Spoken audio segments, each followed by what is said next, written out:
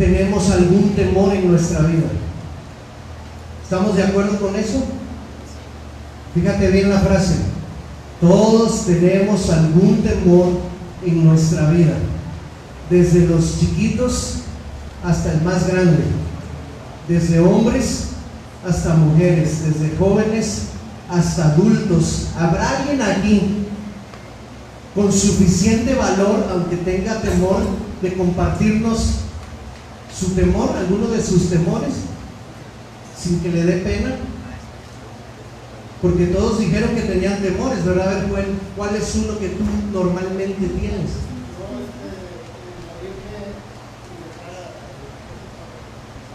¿Morirte? O sea, prefieres que se muera Claudia primero. Los dos juntos, mejor. Ok, morirse antes y quizás faltar, ¿no? Allí como cabeza, no dejar las cosas listas y dejar a su esposa desamparada. Ahí hay un temor, ¿sí? ¿Alguien más? Ahorita estamos en la parte en que podemos compartir esos temores. A ver, quiero oírlos. ¿Quién más nos comparte? No vale reírse, porque cada quien es libre de tener el temor que quiera, ¿verdad? Y conforme las edades de cada quien varían los temores entre uno y otro. A ver, de este lado, ¿quién dice? A ver, Maggie. Tener que bajo el sol, y más en Piedras Negras, y más en verano, ¿no? ¿Ok? Un temor ahí. Bueno, qué bueno que el gimnasio sí tiene techo. ¿Alguien más? ¿Alex? Ok, temor al mar profundo. Y si tú viste esa película donde los dejan olvidados en pleno mar profundo para que bucearan y los dejan en la lancha, qué terrible es eso, ¿no? Debe ser una cosa tremenda. Juan, morir sufriendo. Y se puede morir de muchas formas sufriendo, ¿verdad? Hermana Erlinda.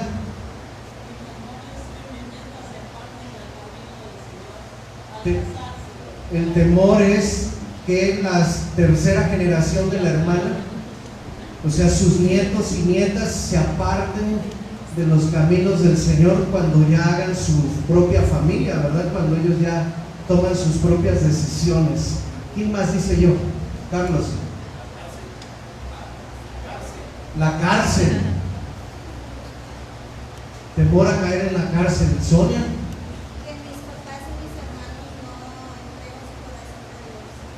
Que mi familia muera sin Cristo, sus padres y sus hermanos. Es un temor que tiene ahí Sonia. Otro más. Ya veo que ya están agarrando confianza. A ver, ¿quién más dice yo? ¿Cuál es tu principal temor? Que mis papás se mueran antes. No estoy hablando de fobias, porque si fobias, muchos saben, es que yo le tengo miedo a las alturas. Yo le tengo pánico a las víboras. Así que no entra por ahí. Cintia, ¿cuál? Ah, bueno. Ok. ¿Quién más? Que mis papás se mueran antes que yo, mis abuelos. Ay, Keila. Dice Keila que su mayor temor es que sus papás se mueran antes que ella y que sus abuelos. Bueno. Sí puede ser, sí, o sea, sí puede suceder. ¿Quién más?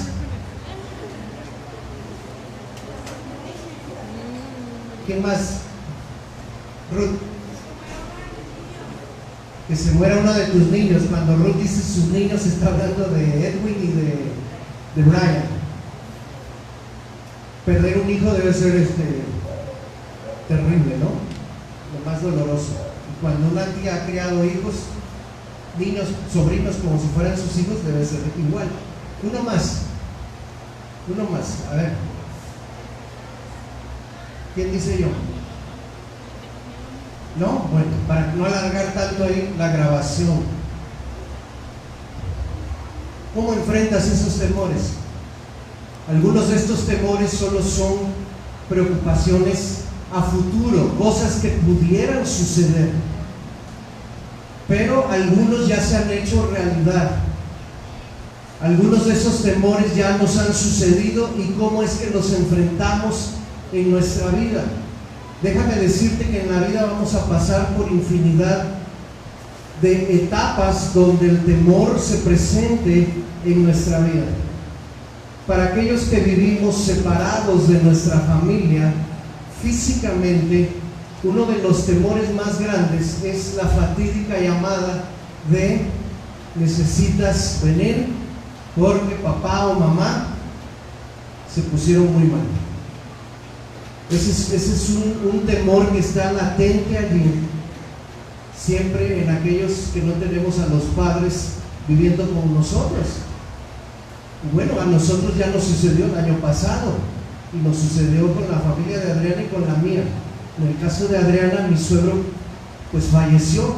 En el caso de mi papá no falleció, pero como quiera nos la vimos muy difíciles con su enfermedad. Son temores que de repente llegan, y yo quiero compartirte. Esta es una historia que en lo personal me encanta. He predicado muchas veces de este pasaje en 2 de Crónicas capítulo 20, y sé que aquí en la iglesia otros hermanos han compartido este pasaje, cada quien dándole un enfoque diferente. Hoy quiero concentrarme en la parte del temor. Quiero que tú y yo veamos que cuando esos temores se hagan realidad, se hagan presentes en nuestra vida, el Señor nos da solución para escapar de ellos, para enfrentarlos a ellos y terminar victoriosos. 2 de Crónicas capítulo 20. La historia dice que en un día cualquiera, sin previo aviso, de repente el ejército de Moab y el ejército de Amón, y junto con ellos los del monte de Seir, se juntaron y le declararon la guerra a Josafat. No hubo aviso, no hubo alertas, no hubo un mensaje, una carta que diga prepárate porque en 3 días te vamos a sitiar, prepárate porque en 5 días vamos a declararte la guerra. No hubo un aviso, simplemente aquellos ejércitos se juntaron y se plantaron contra Josafat y le declararon la guerra. Dice el verso 2 que algunos acudieron y le dieron aviso a Josafat diciendo: viene contra ti una gran multitud del otro lado del mar y de Siria, y ya está muy cerca de llegar a nosotros. Una gran multitud. El ejército que estos 3 lograron reunir era inmenso, era grandísimo, superaba al ejército de Josafat por mucho. Cuando estas noticias llegan a Josafat, es como cuando nos llegan a nosotros esas noticias terribles de su hijo está a punto de reprobar el año escolar, esa terrible noticia de no me gusta esa mancha que salió en sus rayos X, o no me gusta el diagnóstico que se prevé a futuro, o como les decía, toma el primer avión que encuentres porque quizás no llegas a ver a papá o a mamá con vida. Son noticias fatídicas, son noticias que no nos gustaría recibir a nadie de nosotros, que nadie espera recibirlas, pero un día llegarán, un día llegarán. Primera gran lección que debemos recordar de esta historia con Josafat es que estas situaciones de temor no podemos evitarlas. Si tú estás anotando allí, ponle ahí número 1: no podemos evitar las situaciones de temor en nuestra vida. Tarde o temprano llegarán. Miren que todos los veranos le digo al Señor: Señor, ayúdame, provéeme para poder construir la barda. ¿Por qué? Porque en verano nuestras casas colindan con el monte, y ¿saben qué pasa en el verano? todas las culebras, víboras, serpientes de todas especies, colores, tamaños, les da por salir en esa época. Entonces ahí en el patio de la casa nos ha sucedido año con año que siempre llega una víbora, siempre. A veces son grandes y a veces son pequeñas. Y a veces tengo la mala fortuna de que los vecinos me mandan videos de las víboras que les caen a ellos en sus patios. ¿Sí? Como ya saben que me dan miedo, todavía me las grabo. ¿Sí? Todavía recuerdo el día que nomás se oían los gritos, Armando, y salgo y veo a Lupita, que estaba ahí. Lupita es mi vecina. Le digo, ¿qué pasó? De puerta a jardín. Le digo, ¿qué pasó? Y me dice, corre pronto, hay una víbora. Y le digo, corre. Solo pienso ir para allá. Háblale a Ramón, háblale a quien tú quieras. Yo nada más de aquí como el chinito, yo de aquí Milo, nada más milando. ¿Sí? Sí medio me acerqué tímidamente, ya cuando me aseguré que la habían matado, pero aún así, aún muertas, es un pánico contra ese animal. ¿Sí? Entonces, tarde o temprano van a llegar, no podemos evitarlo. Por más que yo quisiera que no aparecieran en el jardín, allí están cada año esperándome. Tarde o temprano te llegará a ti como a Josafat la noticia de que un ejército grande, inmenso, te está rodeando, te está asediando y viene por ti, viene por tu cabeza, quiere tu vida, quiere matarte, quiere destruirte. Así que, número uno, no podemos evitarlo. Pero dice la Biblia en Juan 16, en el verso 33, en el mundo ustedes tendrán preocupaciones, aflicciones, sufrimientos, temores, pero no se preocupen. Dice Jesús, no tengan miedo. Yo he vencido al mundo y les dejo mi paz. Les dejo mi paz para que ustedes puedan vencer esos temores y enfrentarlos. ¿Qué hizo Josafat cuando recibió estas noticias? Mira, dice en el verso 3, entonces él tuvo temor.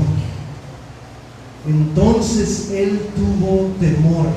Estaba leyendo otras versiones y dice, entonces Josafat se aterrorizó.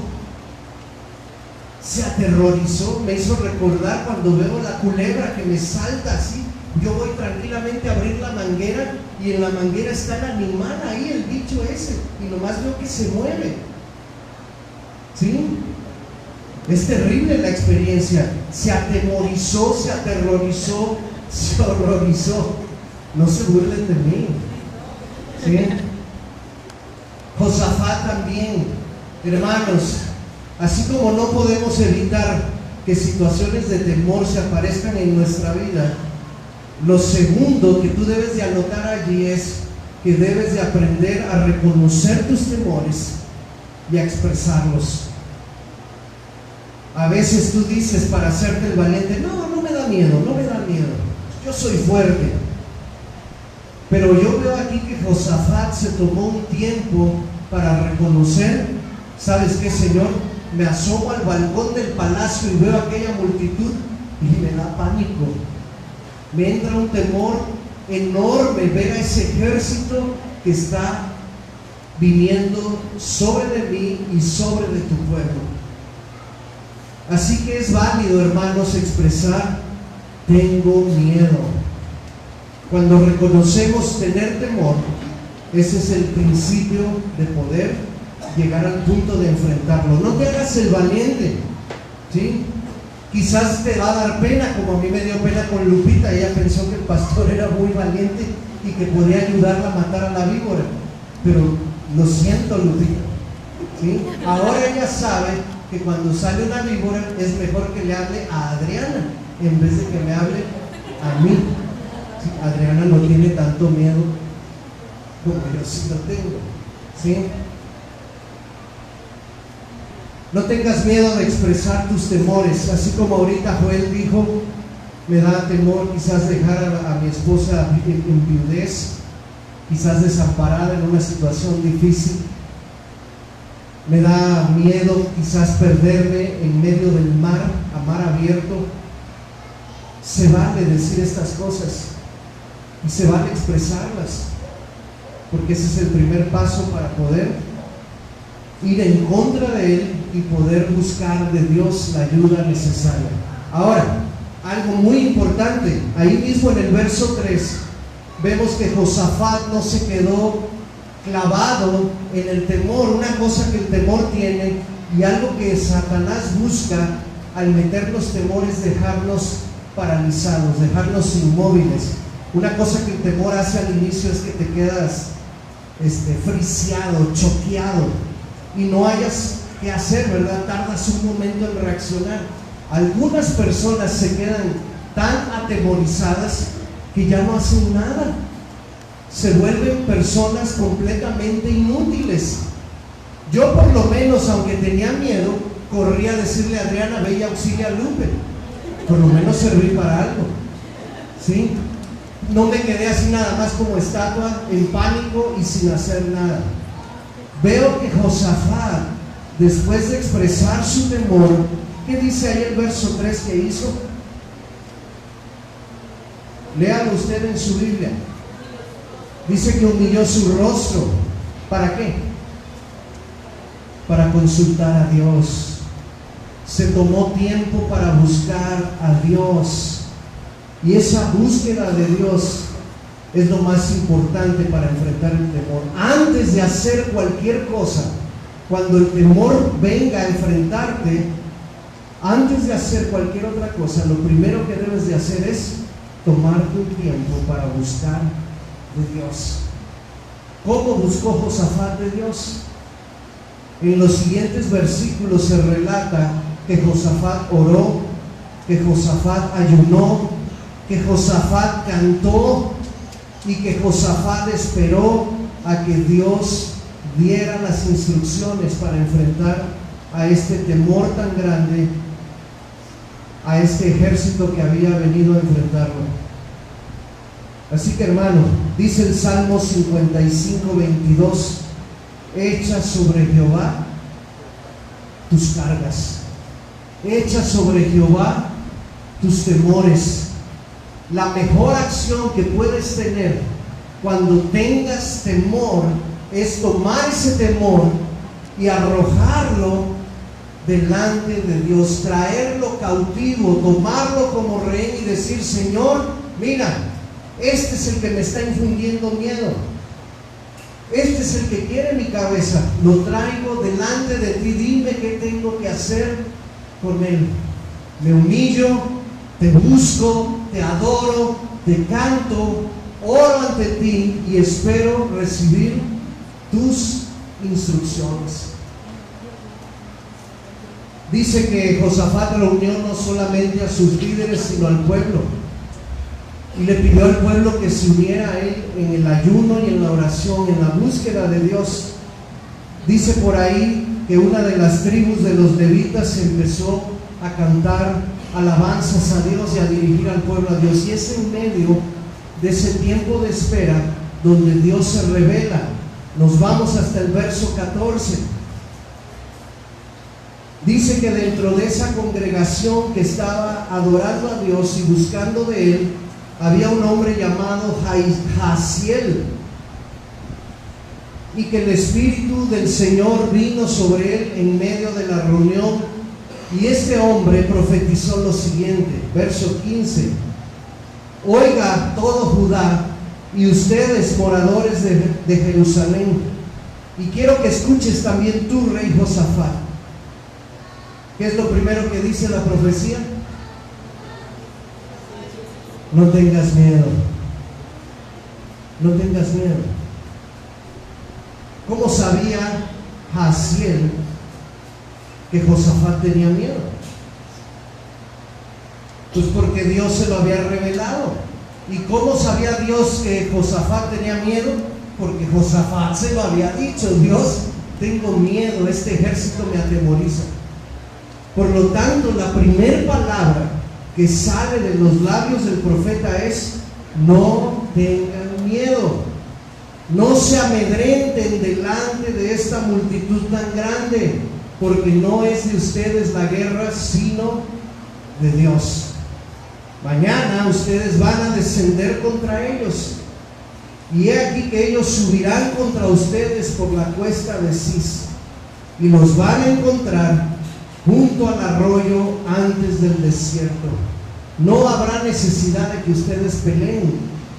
Lo único que necesitan hacer es estar quietos y ver la salvación que Dios tiene preparada para ustedes. Esas fueron las instrucciones.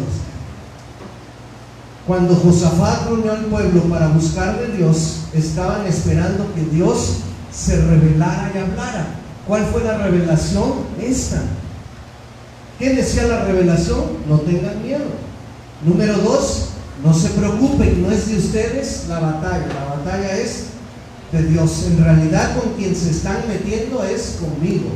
Y número 3, no habrá necesidad de que ustedes peleen, solo vayan a encontrarse con ese ejército y observen lo que Dios va a hacer. Ahora, hermanos, si tú hubieras recibido esas instrucciones, ¿las habrías seguido al pie de la letra? ¿Te atreverías a ir a enfrentar a un ejército con la instrucción de no lanzar una sola flecha, de no provocar ningún combate cuerpo a cuerpo, aun cuando los tengas frente a ti? Observa que Dios da la palabra y es nuestra tarea creer a lo que Dios está diciendo. Fíjate lo que dice Josafat. Dice que el pueblo adoró a Dios, inclinó su rostro, le adoraron, le cantaron. Y entonces Josafat dice en el versículo 20, en la parte baja: créanle a Jehová nuestro Dios y estaremos seguros. Crean a lo que dicen sus profetas y seremos prosperados. El cuarto punto para enfrentar el temor y salir victoriosos es que una vez que Dios se ha revelado, nuestra tarea consiste solamente en creer al pie de la letra lo que Él está diciéndonos, lo que Él está revelándonos, aún y cuando esto implique una situación riesgosa. Si ustedes observan las historias del Antiguo Testamento, se van a dar cuenta de que muchas veces Dios puso a prueba la fe de su pueblo. Cuando le dijo a Josué: Josué, Jericó ya es tuya, y para conquistarla necesito que des la vuelta en silencio, que no hagas nada, que no avientes ni una sola flecha. Eso es algo difícil. Cuando Dios les dice: así como cruzaron el Mar Rojo, cruzarán el río Jordán, lo único que quiero es que los sacerdotes tomen el arca y marchen, y cuando las plantas de sus pies toquen las aguas del río Jordán, este solito se va a separar. Cada vez que Dios promete hacer algo, también nos pide a nosotros que se ponga a prueba nuestra fe. Imagínate, yo no sé nadar. Imagínate que entre los sacerdotes ahí fuéramos Alex y yo. ¿Sí? Alex le tiene miedo al mar profundo y yo le tengo miedo siquiera meterme al agua. Y ahí vamos con el arca cargándola. Y dice que hasta que los pies se mojen, hasta que tengamos que tocar las aguas. ¿Qué tan profundo? No dice allí. No sé si luego a los pies, o si a los tobillos, o si a las rodillas, o si cuando ya estaba la cintura. Imagínate al pueblo cruzando el Mar Rojo solo porque Moisés levantó la vara, y tuvieron que entrar al mar. Y es cuando entras al mar que el mar empieza a abrirse, no es antes. Nosotros queremos que los milagros sucedan antes de tener que poner a prueba nuestra fe. Josafat pudo haber dicho: Señor, Queremos ver al ejército este destruido y entonces ya salimos y marchamos contra ellos. Pero esa no fue la instrucción. La instrucción fue: salgan a enfrentarlos.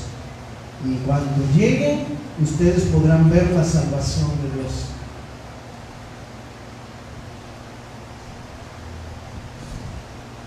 Punto número 5. No solo hay que creer y obedecer a las instrucciones de Dios, sino que va a llegar el momento en que Dios te va a pedir que enfrentes tu temor. ¿Cuál era el temor de Josafat? Físicamente hablando, ¿cuál era la razón de su temor? Era el ejército enemigo. ¿Por qué? Porque los superaban hombre a hombre, ellos eran mucho más. ¿Por qué será que Dios les pide que vayan hasta un lugar donde puedan verlos frente a frente? ¿Por qué será? Porque Dios quiere poner a prueba tu fe y también quiere que seas un espectador VIP, que tengas los mejores lugares reservados para ver la manera en la cual Él iba a rescatar a su pueblo. ¿Qué hizo Dios? ¿Cómo le hizo Dios para librar a Judá de estos ejércitos enemigos? Dice la escritura, sigue contando la historia, que se levantaron muy temprano y que tomaron consejo para que las mismas alabanzas que estaban cantando cuando buscaban a Dios, las siguieran cantando mientras iban marchando para enfrentar a estos ejércitos. El cántico decía: glorificad a Jehová, porque su misericordia es para siempre. Y dice el verso 22 que cuando empezaron a cantar, mientras iban marchando, obedeciendo las instrucciones de Dios, es decir, mientras vas enfrentando a tu temor, entonces sucedió el milagro. Ellos pudieron ver cómo los moabitas y los amonitas se aliaron para matar a los del monte de Seir. Recuerden que eran 3 ejércitos. Los 2 primeros se aliaron para matar al tercero, los destruyeron a todos. Y después de destruirlos a todos, después se destruyen entre ellos mismos. ¿Qué sucedió? No dice la Biblia. Lo más probable es que haya habido un desacuerdo entre los generales, entre los reyes. Quizás no se pusieron de acuerdo en cómo se iban a repartir el botín. Quizás uno de ellos traicionó a los otros 2 y dijo: si me deshago de estos, yo me quedo con todo. El asunto es que entre ellos mismos se pusieron emboscadas y terminaron destruyéndose los unos a los otros. ¿Dónde estaba Judá? Judá estaba en primera fila, en el mejor lugar, en la mejor posición para ver todo ese desastre, mientras ellos seguían marchando y seguían cantándole al Señor. Qué impresionante debió haber sido que mientras te ibas acercando a la fuente de tu temor, esta se va diluyendo, esta se va deshaciendo, esta se va desapareciendo. Es como si la culebra estuviera ahí y yo dijera: Señor, glorificad a Jehová, porque su misericordia es para siempre, y me voy cantando frente a la culebra, y que la culebra se vaya solita, sin que yo tenga que hacer nada. ¿Sí? En vez de que la culebra venga y me enfrente, la culebra se va y huye, desaparece. O mejor aún, que le diera un paro cardíaco ahí a la culebra y yo la pudiera ver cómo se retuerce ahí y ¡pum!, se muere solita. A ese punto voy. Se trata en el número 5 de que Dios nos va a poner en la posición de que debemos tarde o temprano enfrentar a ese temor. Mientras no lo enfrentemos, no hay victoria. A veces queremos que Dios haga todo, pero Dios siempre nos va a pedir hacer, aunque sea nosotros, una pequeña parte. Dios ya había determinado, yéndome a otra historia, que Goliat fuera derrotado. Dios ya había determinado eso, ya había establecido la victoria para Israel. Pero como no había uno solo que saliera del ejército de Saúl a enfrentar a Goliat, la victoria se retrasó por 40 días. Por 40 días los del ejército de Saúl, de Israel, dejaron que aquel gigante viniera a infundirles miedo. ¿Y sabes qué hacían? Nada. Literalmente no hacían nada. Hasta que llegó, como tú ya sabes, aquel joven a entregar el lonche a sus hermanos. Oyó aquella amenaza y dijo: ¿qué pasó? ¿Por qué nadie hace nada? Este hombre está insultando a Dios. Ustedes lo ven a él como un gigante, pero delante de Dios, el gigante es Dios, y este Goliat no es más que un insecto, es pequeño. Cuando alguien decidió enfrentar al temor, entonces la victoria pudo consumarse. Tarde o temprano, hermano, tendrás que enfrentar ese temor y podrás obtener los beneficios. ¿Qué beneficios hubo? Bueno, antes quiero que busques primera de Juan 4:18. Ahí hay una palabra que debes tener ahí en tu Biblia, remarcada, subrayada.